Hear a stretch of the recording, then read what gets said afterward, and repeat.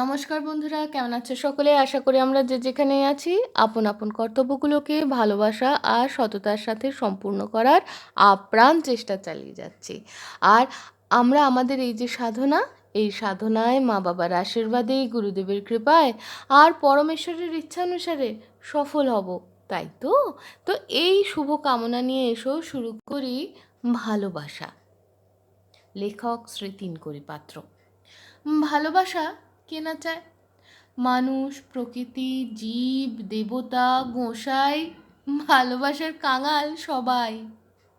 ভালোবাসা যে চলৎ শক্তি, সব উদ্ভাবনের উৎস, মুখ, সুখ, মুক্ত হাওয়া, গঠন, মনন, উন্নয়ন, এগিয়ে যাওয়া। ভালোবাসা দেয় প্রেম, ভালোবাসা উষ্ণতা, নূতনভাবে বাঁচতে শেখা, নূতন আশা। ভালোবাসায় সব পাওয়া যায়, যার অমোঘ টানে মানুষ আসে পাশে, দৈব মহিমায় অন্তর ভরে, পূর্ণতায়, সৌরভে, সরলতায়, বিশ্বাসে। পশুরাও বশ মানে, হিংস্ররা হিংসা ভোলে, বিনা যুদ্ধে শত্রুরাও মিত্র হয়ে ওঠে, গণ্ডি বাঁধন হারিয়ে যায়, পরিধি বাড়ে। ভালোবাসা, ভালোবাসার স্রষ্টা, ভালোবাসা চিরদিনই সবার উপর।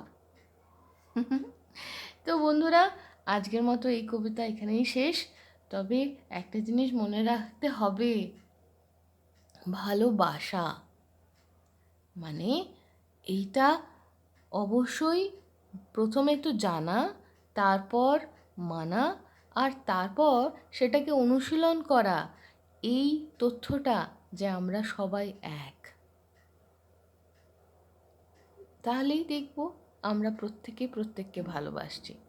যদিও আপন আপন সাধনায় আমাদের অগ্রগতি বিভিন্ন পর্যায়ে পৌঁছয়, তাই এটা হতেই পারে আমি আপনি দুজনের ভালোবাসার আধিক্য আলাদা, এটা হতেই পারে দুজনের গন্তব্য তাৎক্ষণিকভাবে আলাদা, তাই কেউ শত্রু, কেউ মিত্র, কেউ কিচ্ছু না এরমভাবে প্রতীত হতে পারি।